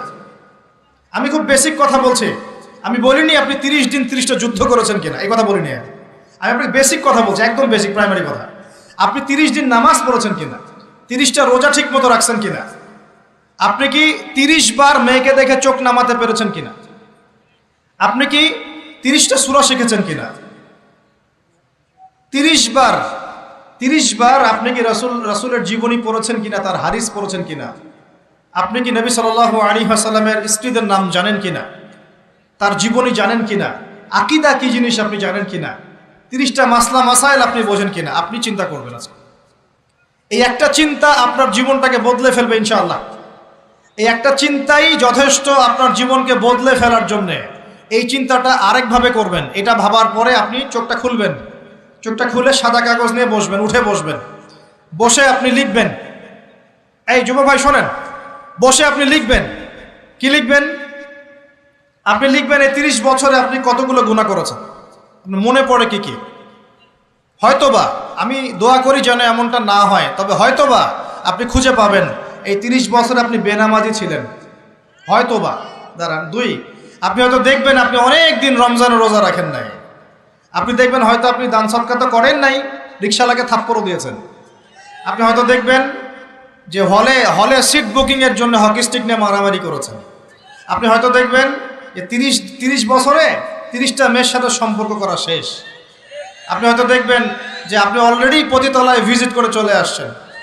আপনি 30 দিন, এই 30 বছরে 30 বার কমপক্ষে এই মাদকের আসরে বসেছিলেন, এবং 30 বছরের বহু সময় আপনি অনলাইনে নষ্ট করেছেন, পর্নোগ্রাফি দেখে নষ্ট করেছেন, গোপনে পাপ করেছেন, গোপনে পাপ করেছেন। হ্যাঁ, আর অনেক কিছুই করেছেন। আপনি হয়তো এটা খুঁজে পাবেন। মিথ্যা বলেছেন, প্রতারণা করেছেন, মাপে কম দিয়েছেন, অন্যের উপর অত্যাচার করেছেন। আপনি আপনার যৌবনকে কাজে লাগিয়ে, এই শক্তিটাকে কাজে লাগিয়ে আপনি ইসলামের বিরুদ্ধাচারণা করেছেন, হয়তো এটাও পাবেন। এই একটা চিন্তা যদি করতে পারেন, এখন আপনার সামনে এখন রাস্তা দুটা। আপনার বাকি বয়স আছে এখন 30 বছর। ওয়াল আসরি, সময়ের কসম। আপনার সময়, আপনার জীবনের সময়টাকে মূল্যায়ন করতে হবে। সময়ের কসম, হয় যদি আমার 30 বছর বাকি থাকে এখন, এই বাকি যে আছে কি না আমিও জানি না, কেউ জানে? অনিশ্চিত পরীক্ষার হল, কেউ জানে না খাতা কখন কেড়ে নেওয়া হবে। আর এটা কারাগারের জীবন, মানে কারাগারে বসে কেউ নিজের মন গড়া পদ্ধতিতে চলতে পারে না, যেরকম রুটিন সেরকম চলতে হয়। কারাগারের জীবনে বসেই আপনি সুদ খাচ্ছেন, কারাগারে বসেই ঘুষ খাচ্ছেন, কারাগারে বসেই জেনা করছেন, কারাগারে বসেই বেনামাজি থাকছেন, কারাগারে বসেই হোয়াটসঅ্যাপে মেসেঞ্জারে মেয়েদের সাথে প্রেম করছেন, কারাগারে বসে। এটা কারাগারের জীবন। কারাগারের জীবন যদি বাকি থাকে আর 20-30 বছর, আপনার সামনে এখন রাস্তা 3টা। 1, আপনি কি গতানুগতিক যেভাবে চলেছেন সেভাবেই শেষ করবেন জীবনটা? যদি শেষ করে দেন, তাহলে পৃথিবীর ইতিহাস থেকে আপনার নাম একদিন মুছে যাবে। আপনি একাই কবরে শুয়ে থাকবেন, আপনার আত্মা ইল্লিনে না গিয়ে সিজ্জিনে চলে যাবে। পৃথিবীর কোনো মানুষ আপনাকে মনে রাখবে না। আপনি একা একাই আযাব ভোগ করতে থাকবেন, কেউ আপনাকে বাঁচাতে আসবে না। শেষ। এবং এই আযাব একবার শুরু হলে কোনোদিনও শেষ হবে না, কোনোদিনও না। কবরেও, হাসরেও, বারজাখেও, এবং আপনার জাহান্নামে। এটা একটা অপশন। 2 নম্বর অপশন, আপনি নিজেকে সংশোধন করলেন, সংশোধন করে গতানুগতিক মুসলিম হলেন। গতানুগতিক মুসলিম কেমন? হ্যাঁ, তওবা করেছি, এখন আমি মাশাআল্লাহ 5 ওয়াক্ত নামাজ টুকটাক পড়ার চেষ্টা করি, আমি মিথ্যা কথা বলি না, আমি হালাল খাওয়ার চেষ্টা করি, হ্যাঁ, আমি পার্ট টাইম কিছু দাওয়াতি কাজ করি, এবং আমি আমার পরিবার নিয়ে সুখে শান্তিতে বসবাস করার চেষ্টা করছি। আমি কোনো ঝুঁকির মধ্যে যাই না, ঝুঁকিতে যাই না। মানে আমি সৎ কাজেও আদেশ করি, কিন্তু ঝুঁকিতে যাই না। মানে কোনো কিছু, এমন কোনো কিছু করি না যাতে আমার উপর কোনো বিপদ আসবে, এটাতে আমি যাই না। গতানুগতিক মুসলিম চলছে। আর একটা হচ্ছে সমাজ পরিবর্তনকারী মুসলিম। এরা কেমন? এরা নিজেরা তো জ্ঞান অর্জন করেই, এবং জ্ঞান অনুযায়ী আমলও করে, তারা সৎ কাজে আদেশও করে, একই সাথে অসৎ কাজে নিষেধও করে। সত্যটাকে নির্ভীকতার সাথে, সাহসিকতার সাথে, হিকমার সাথে সবার সামনে উপস্থাপন করে, আল্লাহর কাছে দোয়া করে, এবং সমাজটাকে পরিবর্তন করে ফেলার চেষ্টা করে। এরা হচ্ছে আহসান, সবচেয়ে উত্তম শ্রেণী। কিভাবে বললাম উত্তম শ্রেণী? নবীজি বলছেন তোমাদের সামনে একটা জামানা আসবে, এটাও শেষ জামানার হাদিস। তোমাদের সামনে একটা জামানা আসবে, জামানা সবরিন, কঠিন সবরের জামানা। ঈমান ধরে রাখা হাতে জ্বলন্ত আগুন ধরে রাখার মতো হবে। ওই সময় যদি তোমরা কেউ আমার সুন্নতের উপর অটল থাকতে পারো, আমার মৃত সুন্নতকে আবার জীবিত করতে পারো, তাহলে 50 জন শহীদ সাহাবীর নেকি পাবে ইনশাআল্লাহ। এরা সমাজ পরিবর্তনকারী মানুষ। আর ইতিহাসে যারা সমাজ পরিবর্তনকারী মানুষ, তাদের জীবনে পরতে পরতে বিপদ আপদ বলা মুসিবত আসবেই। আমার ছোট্ট গবেষণায় 4টা ক্ষেত্র থেকে আসতে পারে যখন আপনি হকের উপর থাকবেন। 1 নাম্বার, প্রথম বাধা চলে আসবে পরিবার থেকে। কোত্থেকে? পরিবার।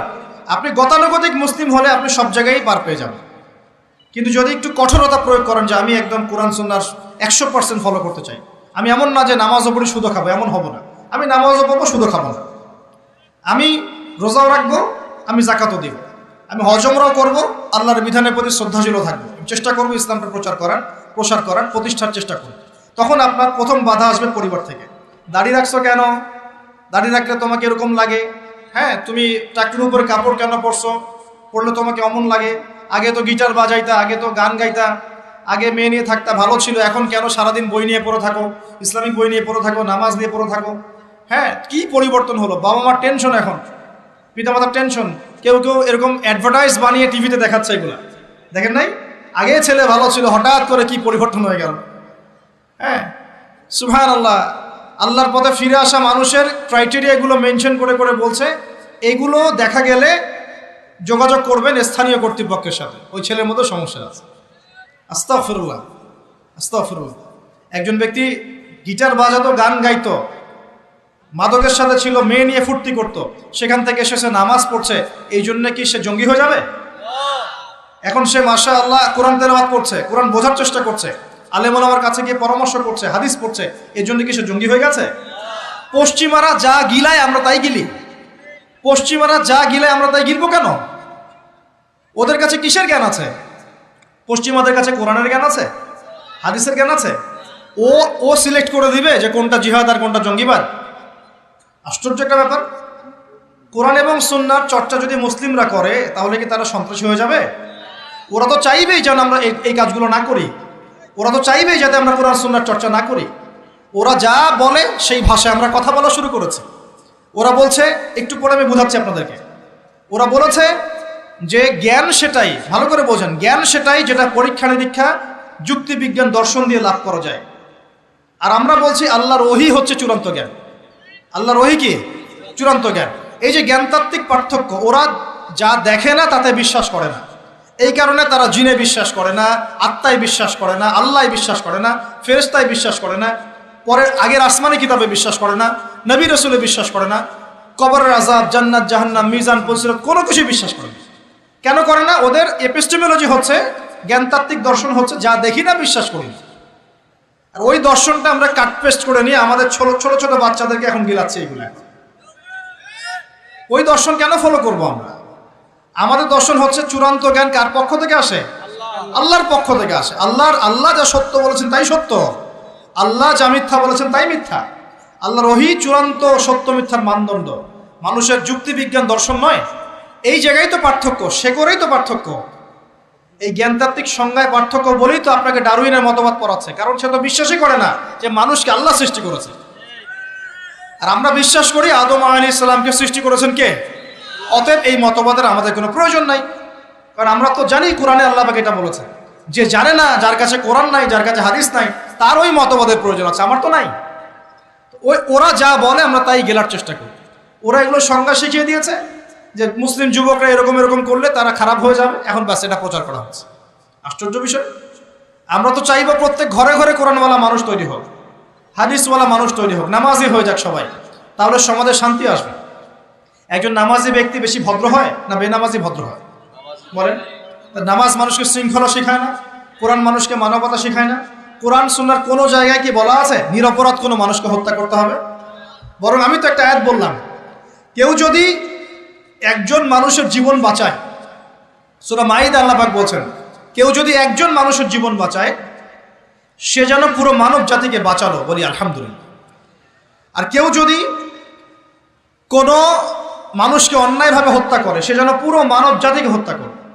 একটু খেয়াল করে দেখেন, সারা বিশ্বে যত মানুষকে হত্যা করা হচ্ছে মুসলিম কান্ট্রিগুলোতে, সিরিয়া, ইয়েমেন, প্যালেস্টাইন, আফগান তো চলে গেল, তারপরে আপনার ইরাক, লিবিয়া, জর্ডান, লেবানন, ঠিক আছে, ওই যে রোহিঙ্গা, তারপরে উইঘুর, মুসলিমদেরকে যেখানে যেখানে হত্যা করা হয়েছে, এখানে মানবতা বিরোধী অপরাধ হয়নি? এটাকে সন্ত্রাসবাদ বলা যায় না? এটা ওদের জঙ্গিবাদ নয় কি? তাহলে প্রকৃত অর্থে সন্ত্রাসী এবং জঙ্গি কারা? মুসলিমরা না ওরা? যখন নিরপরাধ মাসুম বাচ্চাদেরকে বোম মেরে হত্যা করা হয়, মা বোনদেরকে ইজ্জত নষ্ট করা হয়, আমাদের মুসলিম ভাইদেরকে পাখির মতো গুলি করে হত্যা করা হয়, তখন এই মতবাদ থাকে না? তো এদের কাছ থেকে আমাদেরকে শিখতে হবে কোনটা ন্যায় কোনটা অন্যায়। এগুলো চলতে থাক, কিন্তু এই চলা ইনশাআল্লাহ তাআলা বেশি দিন সাস্টেইন করবে না ইনশাআল্লাহ। কারণ আমরা শেষ জামানার ছাত্র, আমরা জানি যে এই জুলুম ইনশাআল্লাহ তাআলা এই বিশ্বের বেশি দিন থাকবে না ইনশাআল্লাহ। অচিরে আল্লাহ রাব্বুল আলামিন এমন প্রজন্ম আনবেন, এমন নেতা আনবেন যাকে আল্লাহ পাক বলছেন তার নাম হবে মাহদি, এবং তার নাম মুহাম্মদ, তার টাইটেল মাহদি, বাবার নাম আব্দুল্লাহ, মায়ের নাম আমিনা, মুহাম্মদ সাল্লাল্লাহু আলাইহি ওয়াসাল্লামের বংশধর থেকে একজন। তার সাথে আল্লাহ পাক ঈসা আলাইহিস সালামকে পাঠাবেন এবং তিনি এই পুরো জুলুমের শেকড়টাকে এমনভাবে উপরে ফেলবেন যে 40 বছর তার ন্যায় এবং ইনসাফের শাসন না আসা পর্যন্ত কিয়ামত হবে না ইনশাআল্লাহ। অতএব সামনে অপেক্ষা করছে এই বিজয়ের দিন। খুশি হচ্ছেন না বেজার হচ্ছেন? ইনশাআল্লাহ তাআলা এই দিন আমরা দেখে যেতে পারি না পারি, এই মেসেজটা তো পৌঁছে দিতে পারি যে সামনে এটা আসছে ইনশাআল্লাহ। আমাদেরও কিছু দায়িত্ব আছে, আমি সেদিকে পরে আসবো ইনশাআল্লাহ। প্রিয় ভাইরা, একটা কথা খালি বললাম এখানে, এই সময়টাকে মূল্যায়ন করতে আল্লাহ পাক আপনাকে পরামর্শ দিয়েছেন। এখন আপনার সামনে সবচেয়ে বেস্ট অপশন কোনটা? আপনি পাপগুলোর লিস্ট করে 2 রাকাত নামাজ পড়বেন, সুন্দর করে ওযু করে চোখের পানি ছেড়ে দিয়ে আল্লাহকে বলবেন, আল্লাহ এই 30 বছর আমি যত পাপ করেছি, যত পাপ আল্লাহ করেছি, জেনে করেছি না জেনে করেছি, বুঝে করেছি না বুঝে করেছি, প্রকাশ্যে করেছি গোপনে করেছি, যত পাপ আল্লাহ হয়েছে আমার দ্বারা, আল্লাহ তুমি সমস্ত পাপকে মাফ করো। বলবেন আল্লাহুম্মা গফিরলি মা কদ্দামতু ওয়া মা আখারতু ওয়া মা আসরারতু ওয়া মা আ'লানতু ওয়া মা আনতা আ'লামু বিহি মিন্নি আনতাল মুকদ্দিম ওয়া আনতাল মুআখির ওয়া আনতা আলা কুল্লি শাইইন কাদির। এটা একটা দোয়া।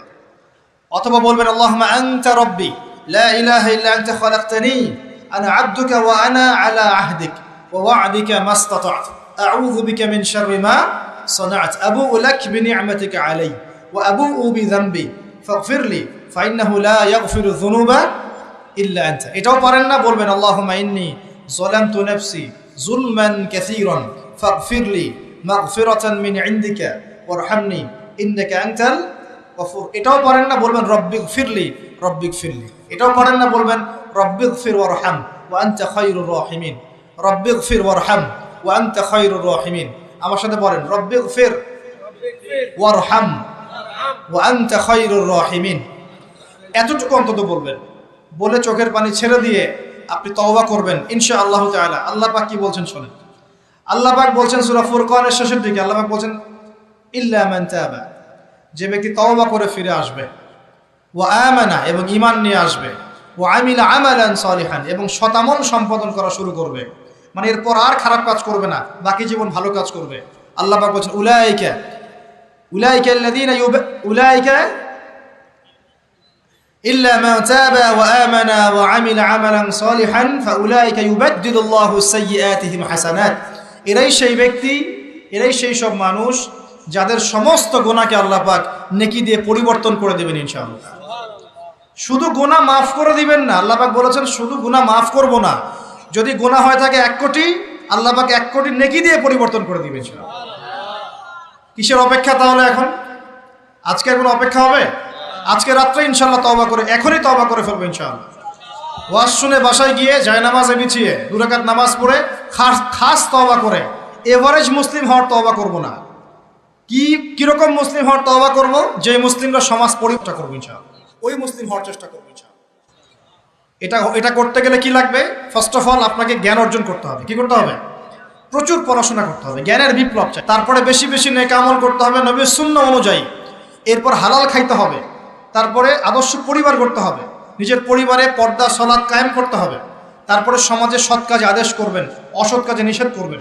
এই যে মানব কল্যাণমূলক কাজ করবেন, সবার সাথে ঐক্যবদ্ধ থাকবেন, বিভক্ত হবেন না, সবার কল্যাণ চাবেন, কারো অকল্যাণ চাবেন না, কারোর সাথে হিংসা বিদ্বেষ গীবত তোমাদের মধ্যে যাবেন না, সমালোচনা সংস্কৃতির মধ্যে যাবেন না, আল্লাহওয়ালা আত্মশুদ্ধিওয়ালা মানুষের কাছে থাকবেন, পলিটিশিয়ানদের সাথে ভালো সম্পর্ক রাখবেন, তাদেরকে নিয়ে দিনের কাজ করবেন, তাদেরকে বাদ দিয়ে দিনের কাজ করবেন না, তাদেরকে নিয়ে দিনের কাজ করবেন, এবং তাদের মধ্যে যারা সৎ যারা তাদেরকে ভোট দিবেন।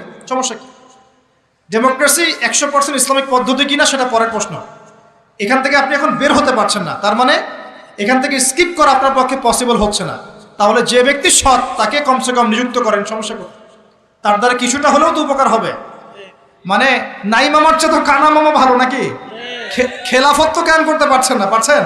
তাহলে যে পদ্ধতির মধ্যে তুলনামূলক কিছু সৎ মানুষ আছে, ওই মানুষগুলোকে নিয়ে আসেন, সমস্যা কি? ইনশাল্লাহ তারাও দিনের জন্য কাজ করবে। আমরা একটা ঐক্যবদ্ধ জাতি হিসেবে বিশ্বের বুকে মাথা তুলে দাঁড়াবো ইনশাআল্লাহ। ইনশাআল্লাহ আমি খুব স্বপ্ন দেখি, আমি খুব আশা পোষণ করি। আর স্বপ্ন দেখতে হয়, স্বপ্নই আপনাকে ঘুমাতে দিবে না। স্বপ্ন কি?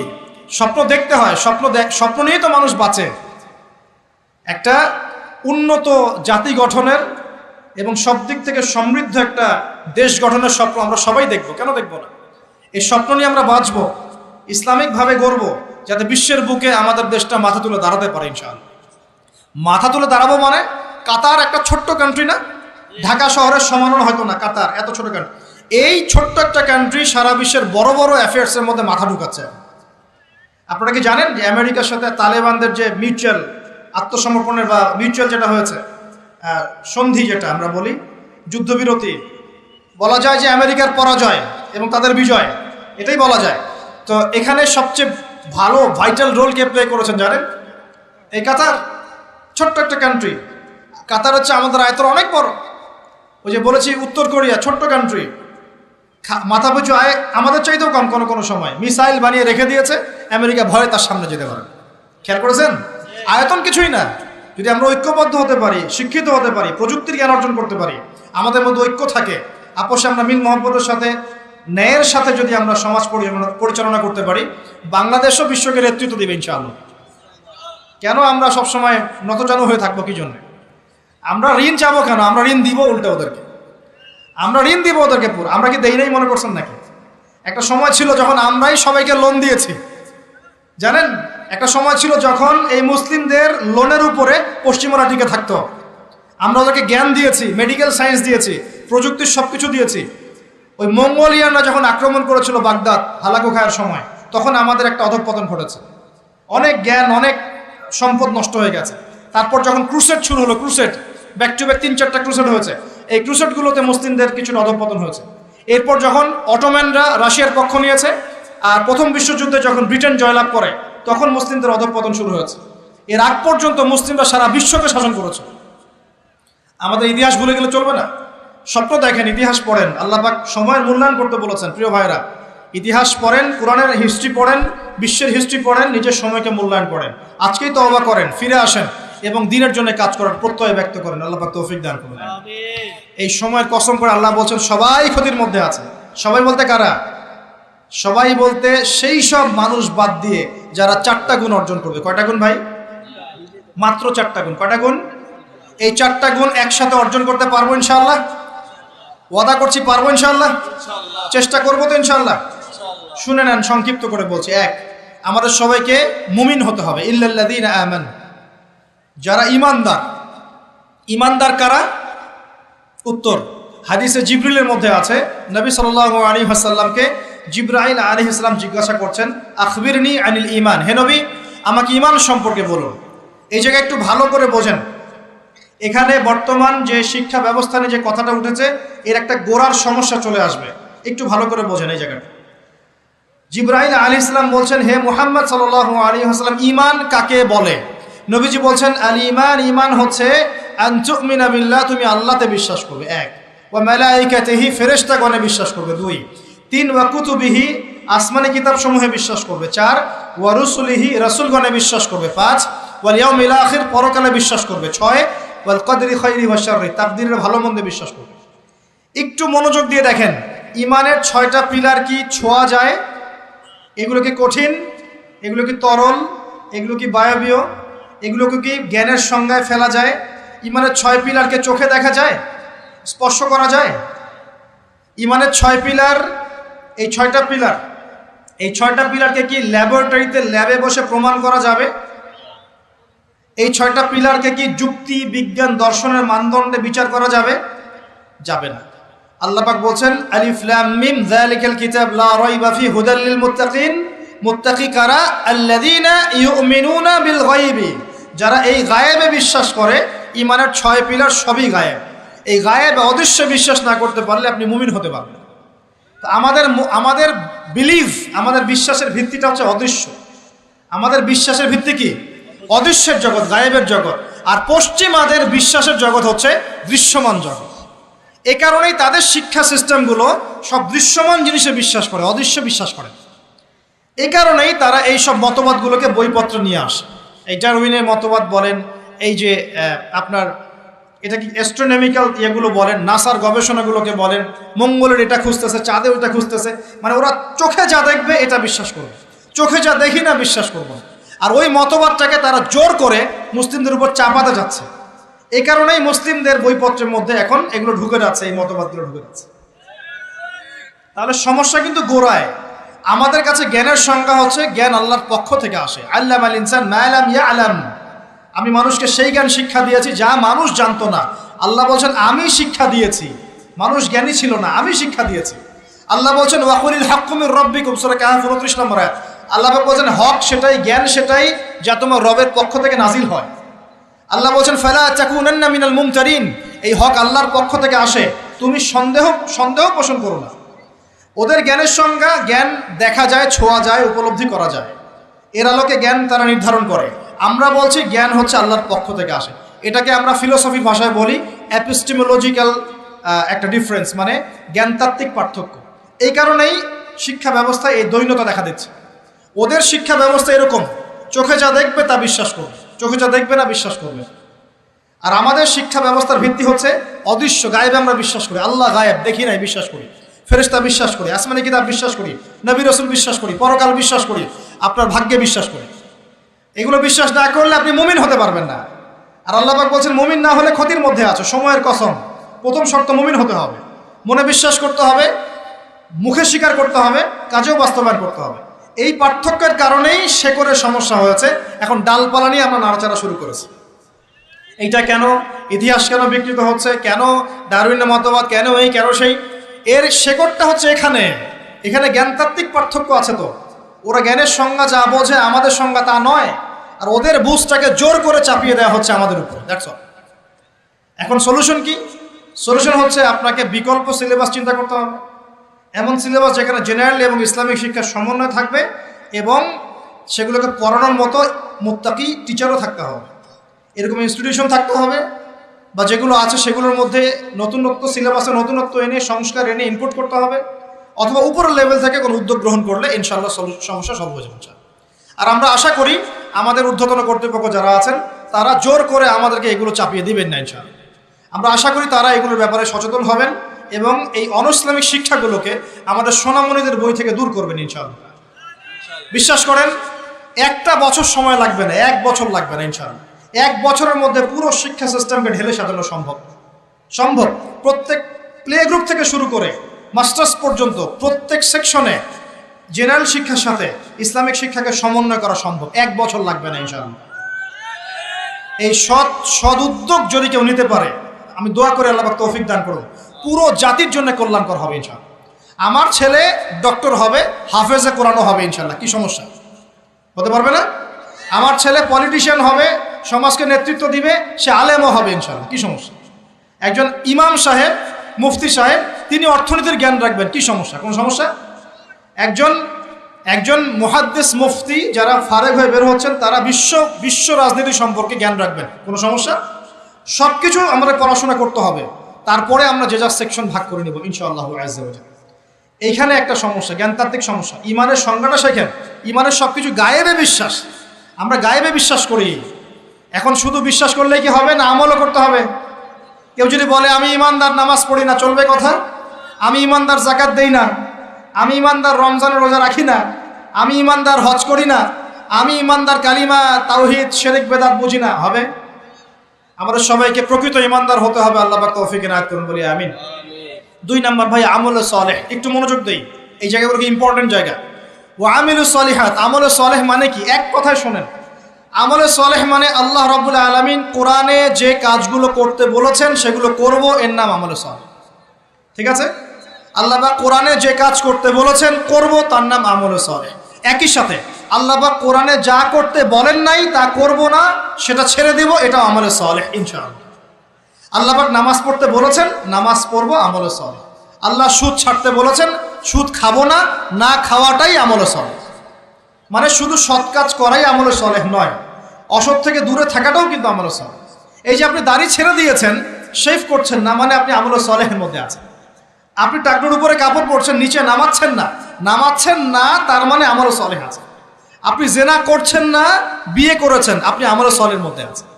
আপনি মদ খাচ্ছেন না, না খাওয়াটাই আমলে সালেহ। আপনি মেয়ের দিকে খারাপ চোখে তাকাচ্ছেন যে না, এটাই আমলে সালেহ। শুধু ভালো কাজ করাই কিন্তু আমলে সালেহ নয়, খারাপ থেকে দূরে থাকো কি? আমলে সালেহ। আল্লাহ পাক সবাইকে বোঝার তৌফিক দান। আরেকটা বিষয় হচ্ছে হাদিসের মধ্যে আমাদের প্রিয় নবী সাল্লাল্লাহু আলাইহি ওয়াসাল্লাম যে কাজগুলো করতে বলেছেন সেগুলো করাও হচ্ছে আমলে সালেহ। যেমন নবীর মতো খাবো, নবীর মতো কাপড় পরবো, নবীর মতো ঘুমাবো, নবীর মতো উঠবো, চলবো, ফিরবো, সব কাজ কার মতো? নবী সাল্লাল্লাহু আলাইহি ওয়াসাল্লামের সুন্নাহ মতো হবে ইনশাআল্লাহ। এটা আমলে সালেহ। এটা শেখার জন্য হিজতুল মুসলিম বই পড়েন, সুন্নতের উপর অনেক বই আছে, এগুলো পড়তে থাকেন। আরেকটা বিষয় হলো হাদিসে নবী সাল্লাল্লাহু আলাইহি ওয়াসাল্লাম যে কাজগুলো নিষেধ করেছেন সেগুলো না করাও হচ্ছে আমলে সালেহ। এই হলো আমল সালেহের সুন্দর সংজ্ঞা। আরেকটা বিষয় মনে রাখবেন, ইমানের বিপরীতে যেমন কুফর থাকে, ইমানদার না হলে কুফর হতে হয়, কাফের হতে হয়। তাওহীদের বিপরীতে যেমন শিরক থাকে, আমলে সালেহ এর বিপরীতেও বেদাত থাকে। কি থাকে? এই শব্দ শুনেছেন কি? সংজ্ঞা হচ্ছে মানে আমিলা আমালান লাইসা আলাইহি আমরুনা ফাহুয়া রাদ। কোন ব্যক্তি যদি এমন কোন আমল করে যে আমলের পক্ষে নবী সাল্লাল্লাহু আলাইহি ওয়াসাল্লামের পক্ষ থেকে কোনো দলিল প্রমাণ নাই, সাহাবীদের পক্ষ থেকে কোনো দলিল প্রমাণ নাই, এরকম যদি কোনো আমল কেউ করে, এরকম কোন আকীদা কেউ পোষণ করে, সেটা হবে বেদাতি আমল, বেদাতি আকীদা। বোঝা যাচ্ছে কথা? বেদাতি আমল আকীদায় কেউ লিপ্ত থাকলে তার আমল কবুল হবে না, তার আমল কবুল হবে না। তার আমলকে আল্লাহ পাক ধুলো বানিয়ে দিবেন, হাউজে কাউসারের পানি পাবে না, নবীজি সুহকান সুহকান লিমান গায়্যারা বাদি বলে তাড়িয়ে দিবেন এবং জাহান্নামে যেতে হবে। বেদাত যে করে সে তো অপরাধী, যে বেদাতিকে সম্মান পর্যন্ত করে তার উপর আল্লাহ পাক লানত করেছেন, ফেরেশতা লানত করবে। কথা বুঝতে পারছেন? মান আহদাসা হাদাসান, কেউ যদি কোনো বেদাত করে, আও আওয়া মুহদিসান, নিজে বেদাত করে না কিন্তু বেদাতিকে আশ্রয় দেয় বা সম্মান প্রদর্শন করে, ফাআলাইহি লানাতুল্লাহি ওয়া মালাইকাতিহি ওয়ান নাসি আজমাইন, তার উপরে আল্লাহ, ফেরেশতা, পুরো মানব জাতির অভিশাপ বর্ষিত হবে বলে নাউযুবিল্লাহ। অন্য হাদিসে আছে সে যেন ইসলামকে ধ্বংস করার ব্যাপারে সাহায্য করবে। অতএব এই স্রোতে গা ভাসাবেন না, স্রোতে গা ভাসিয়ে দিবেন না। যে আমলের দলিল আছে, প্রমাণ আছে, এগুলোই আমলে সালেহ। যেগুলো দলিল প্রমাণ নাই, মানুষ বানিয়ে নিয়েছে, এগুলো আমলে সালেহ নয়, এগুলো করলে উল্টা গুনাহ হবে।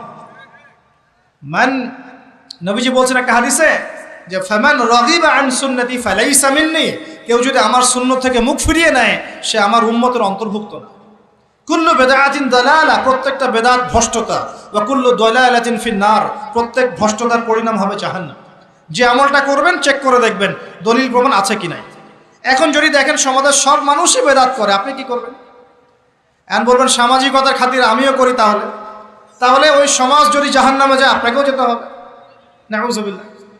ইসলাম সামাজিকতা দেখে চলে না, ইসলাম চলে কোরআন এবং হাদিস দেখে। সুন্নত সামাজিকতার ধার ধারে না, সুন্নত ধার ধারে দলিলের। দলিল আছে কিনা, প্রমাণ আছে কিনা, নবী করেছেন কিনা, সাহাবী করেছেন কিনা, ইমামদের থেকে প্রমাণ আছে কিনা, আমরা সেটা দেখব। প্রমাণ নাই, দলিল নাই, যত টাটকা মজার মুখরোচক মনে হোক না কেন, সবাই করুক না কেন, আপনার করা যাবে, করলে বেদাত হয়ে যাবে। আল্লাহ বোঝার তৌফিক দান। আর বেদাত তো করবেনই না, বেদাতিকে সম্মানও করবেন না।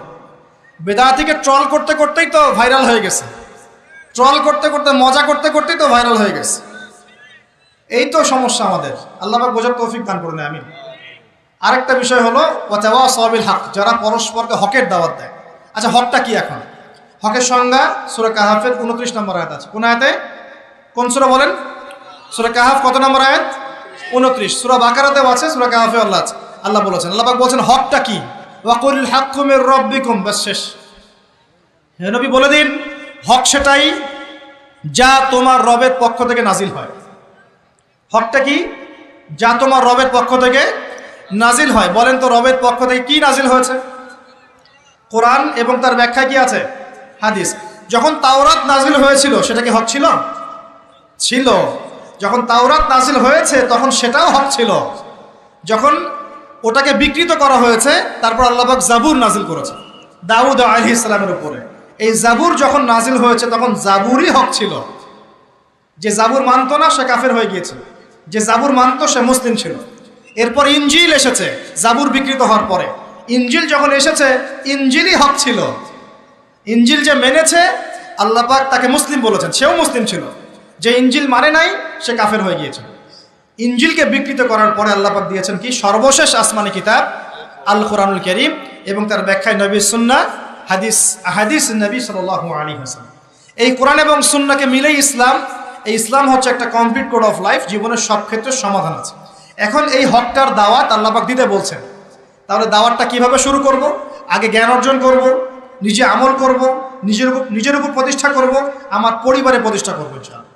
আমার নিকটস্থ আত্মীয়দেরকে দাওয়াত দিব, আমার বন্ধু মহলে দাওয়াত দিব, আমার বান্ধবীদেরকে, আপনার বান্ধবীদেরকে দাওয়াত দিবেন। আপনার বান্ধবী মানে মেয়েদেরকে বলছি আর কি, আপনাকে বলছি না, বোনদেরকে বলছি। আপনারা আপনাদের বান্ধবীদেরকে দাওয়াত দিবেন, আপনারা বন্ধুদেরকে দাওয়াত দিবেন।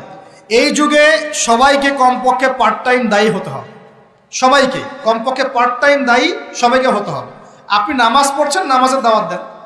আপনি দান সৎকার করেন, দান সৎকার দাওয়াত দেন। আপনি সুদ খাচ্ছেন না, আপনি দাওয়াত দেন, ভাই সুদ খায়েন না। যেগুলো স্পষ্ট সেগুলোর দাওয়াত আপনি দিবেন। ইখতিলাফি মাসআলাগুলোকে নিয়ে ব্যস্ত হবেন না। ইখতিলাফি মাসআলাগুলোকে নিয়ে ব্যস্ত হলে উম্মাহ বিভক্ত হয়, ফাটল সৃষ্টি হয়। আল্লাহ পাক আমাদের সবাইকে হকের দাওয়াত দেওয়ার তৌফিক দান করুন। এরপরে যদি আল্লাহ পাক আরো বড় ক্ষমতা দেন, তখন আরো বড় পরিসরে আমরা দাওয়াতি কাজ করবো ইনশাআল্লাহ।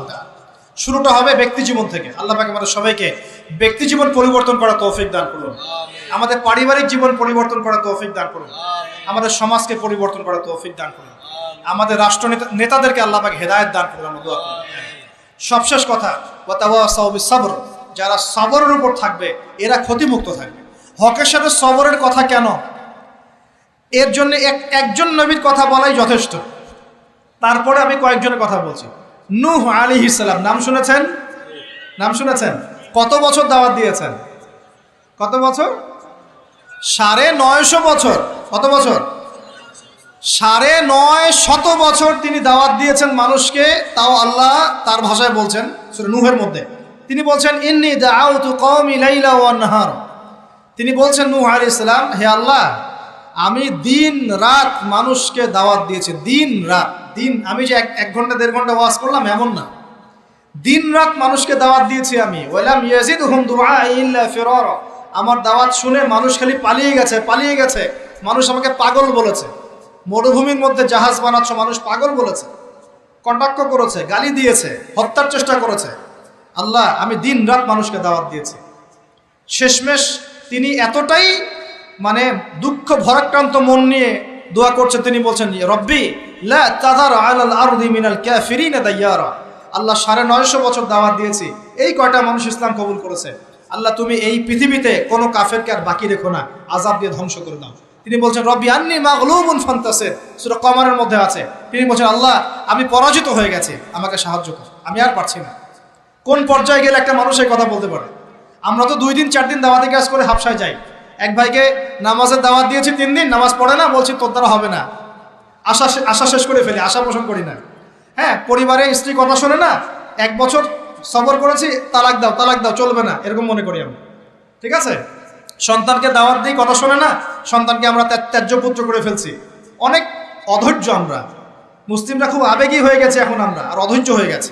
সবর করতে হবে। আমাদের নবীজির 23 বছর লেগেছে। কত বছর? 23 বছরে আল্লাহর নবীকে মানুষ হত্যার চেষ্টা করেছে 16 বার, গালি দিয়েছে 15টা। যে মানুষটাকে সবাই বলতো আল আমিন আস সাদিক, সেই মানুষকে মানুষ বলা শুরু করেছে কাযযাব, সাহের, জাদুকর, এই মিথ্যাবাদী, হ্যাঁ, ঐক্য বিনষ্টকারী ইত্যাদি। তাকে দেশ থেকে বের করে দিয়েছে, তায়েফবাসী রক্তাক্ত করেছে, কত নির্যাতন করেছে।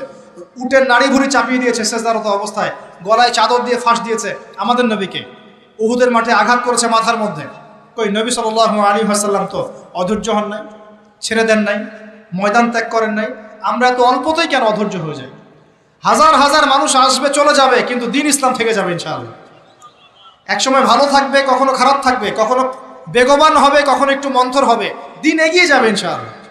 একজন আসবে, হয়তো তাকে মেরে ফেলা হবে, আরেকজন আসবে ইনশাআল্লাহ। একজন আসবে, তাকে সরিয়ে দেওয়া হবে, আরেকজন আসবে ইনশাআল্লাহ। 100 আলেম আছেন, 100 আলেমের মউত হবে, আরো 100 আলেম আসবে ইনশাআল্লাহ। দিন থেমে যাবে না, কখনো এগিয়ে যাবে। একটা পয়েন্ট দেখেন, নূহ আলাইহিস সালামের বাড়িতেও শান্তি ছিল না। কিরকম? কমপক্ষে আমাদের নবী সাল্লাল্লাহু আলাইহি ওয়াসাল্লামের জীবনে বাইরের মানুষ তাকে কষ্ট দিচ্ছে, ঘরের মধ্যে খাদিজা রাদিয়াল্লাহু আনহা আছে এবং তিনি তার মতাদর্শের মানুষ। বাসায় গিয়ে তিনি খাদিজা রাদিয়াল্লাহু আনহার সাথে সুখ পাচ্ছেন, শান্তি পাচ্ছেন, কারণ স্ত্রী তার পক্ষে আছেন। স্ত্রী তার পক্ষে আছেন, তাকে সাপোর্ট দিচ্ছেন, তাকে টাকা পয়সা দিচ্ছেন, অর্থ সম্পদ ব্যয় করছেন, তাকে পিছন থেকে একটা মমতা, ভালোবাসা দিচ্ছেন না? আর বেচারা নূহ আলাইহিস সালামের ঘরে স্ত্রীও তার কথা শুনছেন না। এটা কি জানেন? তার স্ত্রী পর্যন্ত ঈমান নিয়ে আসছে না। তিনি বাসাতেও গিয়েও বাইরের পরিবেশ ফেস করছেন, যাদের বাড়িতে দাজ্জাল স্ত্রী আছে তারা জানে আমার কথার মানে কি। কথা কি বুঝতে পারছেন? অনেক ভুক্তভোগী আছে না এখন। বাহিরে আমরা অনেক প্রবলেম ফেস করি, বাসায় গিয়ে যদি দেখি একজন নেককার স্ত্রী, তার কোলে আপনি শুয়ে আছেন, সে আপনাকে আদর করছে, মহব্বত করছে, তার সাথে আপনি প্রবলেম শেয়ার করছেন, সে আপনাকে সাপোর্ট দিচ্ছে, আপনি কিন্তু ভিতর থেকে একটা ভালো লাগা ফিল করবেন। বাইরের খারাপটা আপনার আর কাজের মাথায় আসবে না। আর যদি দেখেন যে বাইরেও আপনি অনেক স্ট্রাগল করছেন, বাসায় গিয়ে যখন ঢুকলেন ব্যাস ওখানে আর এক জাহান্নাম শুরু হয়ে গেল, আযাব, তখন কিন্তু আপনার আর মাথা কাজ করবে না। তো এই অবস্থা যাদের আছে, আল্লাহ তাদের অবস্থা উন্নতি করুন, সমস্যা দূর করুন, দোয়া করি। যাদের এই হতভাগা যারা আছেন তারা জানেন যে এরকম সমস্যা হলে কীরকম কষ্ট হয়। তো নূহ আলাইহিস সালামের কিন্তু ঘরে এই সমস্যা ছিল। আমরা তো কয়দিন আগে দেখলাম না, বাংলাদেশের একজন মানুষ তার স্ত্রীকে নিয়ে একটা অভিযোগ করলেন। এখন আমি অনেকদিন আগেই বলেছি, শেষ জামানায় কিন্তু ফ্যামিনিস্ট রেভলিউশন বাড়বে। কি বাড়বে? ফ্যামিনিস্ট রেভলিউশন মানে নারীকে আপনি আর ঘরে রাখতে পারবেন না, ও বাঁধন ছিন্ন করে বেরিয়ে চলে যাবে, ও সম অধিকার, নারী অধিকার বিভিন্ন স্লোগান দিয়ে দিয়ে কোনো কোনো ক্ষেত্রে দেখবেন পুরুষের উপরে এসে টেক্কা দেওয়ার চেষ্টা করবে। কোনো কোনো ক্ষেত্রে নারী নির্যাতনের জায়গায় পুরুষ নির্যাতন করা শুরু হবে দেখবেন। এগুলো কিন্তু দিন দিন বাড়ছে, ডিভোর্স বাড়ছে। ম্যাক্সিমাম ফ্যামিলিগুলো এখন অলমোস্ট, অনেক ফ্যামিলি, ম্যাক্সিমাম তো বলতে পারবো না, অনেক ফ্যামিলির মধ্যেই এই সমস্যাগুলো দেখা যাচ্ছে। এখানে স্ত্রীর ভূমিকাও যেমন থাকতে হবে, স্বামীর ভূমিকাও থাকতে হবে। আমরা স্ত্রীদের প্রতি কোমল হব, এটাও ঠিক আছে, একই সাথে স্ত্রীকেও রিকোয়েস্ট করতে হবে যে আপনাকে আপনার স্বামীর সম্মান বুঝতে হবে। একটা সংসার টিকে থাকে শুধু ভালোবাসার ভিত্তিতে না, একটা সংসার টিকে থাকে বিশ্বাসের ভিত্তিতে। কিসের ভিত্তিতে? সংসারে বিশ্বাস থাকতে হবে, আমানতদারিতা থাকতে হবে, পরস্পর সম্মানবোধ থাকবে, শ্রদ্ধাবোধ থাকবে, একে অপরের প্রবলেম শেয়ার করতে হবে। এটা জরুরি না যে আপনাকে বুঝতে হবে আপনার স্বামীর সমস্যা, আপনি তার সমস্যা বুঝবেন না, এরকম স্বার্থপর চিন্তা করলে তো হবে না। সবসময় আপনাকেও তাকে বুঝতে হবে, সেও আপনাকে বুঝবে। খালি চিন্তা করবেন যে আমাকে সে কেন বোঝে না, তাহলে তো সমস্যা। আপনাকেও তো তাকে বুঝতে হবে। উভয়কে উভয়ের জায়গায় ছাড় দেওয়ার মানসিকতা না রাখলে সংসারগুলো টিকবে না। এখন সংসারগুলো ভেঙে যাচ্ছে। প্রিয় ভাইরা, একটা পয়েন্ট থেকে এখানে চলে আসছি যে নূহ আলাইহিস সালামের সংসারে কিন্তু এই সমস্যাটা ছিল। তার স্ত্রী কিন্তু ঈমান নিয়ে আসে নাই, এবং সূরা তাহরিমের মধ্যে আল্লাহ পাক বলেছেন যে জাহান্নামীদের সাথে নূহ আলাইহিস সালামের স্ত্রী এবং লূত আলাইহিস সালামের স্ত্রীও জাহান্নামে যাবে না। পক্ষান্তরে ফেরাউনের ঘরে ছিল আসিয়া, মনে আছে? এরকম ফেরাউনের মতো স্বামী যে ঘরে আছে সে ঘরেও কিন্তু নারী জান্নাতি হতে পারে, যার দৃষ্টান্ত হচ্ছে আসিয়া। অতএব স্বামী খারাপ হলে আপনাকে খারাপ হয়ে যেতে হবে এটাও না। ফেরাউনের ঘরে থেকেও আসিয়া আলাইহিস সালাম, আল্লাহ তাকে শান্তিতে রাখুন, জান্নাতে আল্লাহ পাক তাকে ঘর সৃষ্টি করে দিয়েছে, নির্মাণ করে দিয়েছে। নবী সাল্লাল্লাহু আলাইহি ওয়াসাল্লাম তার ঘরের ঘ্রাণ পেয়েছিলেন মেরাজের রাতে, মনে আছে? তো পরিবেশ পরিস্থিতি যেমনই হোক না কেন, পরিবারে ইসলাম ধরে রাখতে হবে। আল্লাহ পাক সবাইকে তৌফিক ইনায়াত করুন, বলি আমিন। আর এই নবীর সবরটা দেখেন, নূহ আলাইহিস সালামের সবর দেখেন, লূত আলাইহিস সালামের সবর দেখেন, ঈসা ইবনে মারইয়ামের সবর দেখেন, মূসা আলাইহিস সালামের সবর দেখেন, আমাদের নবীর সবর দেখেন, তার সাহাবীদের সবর দেখেন। এই প্রত্যেক যুগে যুগে এই সিলসিলা চলে আসছে।